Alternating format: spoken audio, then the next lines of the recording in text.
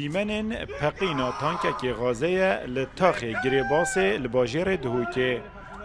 گوت انجام دا 4 کسان گیان خوش دزده و 33 کس جی بریندار بون.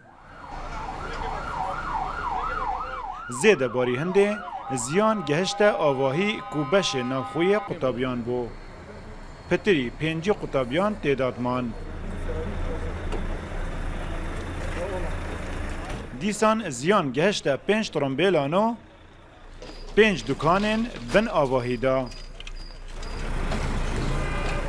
بالريال ده اللي يفجور غازه نابد به چرنگا به تبکاریان حتی فحص پیوز بو بینه کن بزن سبب چنه یعنی يفجور تانکت مازن به قدغه که این الصبح و نابد پیش رنگه که حتی دیار بید که سبب چیه انه هلین اف غازه به تبکاری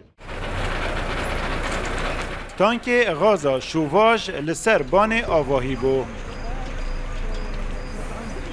یه سامون خانه که بو. نزیکی 2 سالانه تانک لویری هاتیه دانان. بری پقین قطابیان هز بهنه کریه و پاشی تانک پقیه. پیوادی ما هاتیه کرن که غاز بلاوه بیه تیمید ما یکسر نزیکترین بگه بنگه گره باسا که بیه فری کریه جهری دانه بری تیمید ما بگهنه جهری دانه پقین دست بکریه و افریدانه پیدا بیه چون که الویره زانی غاز بلاوه بی حتی تیمت پلیس هاتی نویره جبو هنده وان ریگری کریه و نکره حوالاتی خود گلر نزیک بکن داوی کش چاره سر بکن دابشن وی آوای اخلا بکن جانا حوالاتی نه کفتن مدرسه دا کوب مخابنی و یعنی ما کیم دا افریدانه پیدا بود.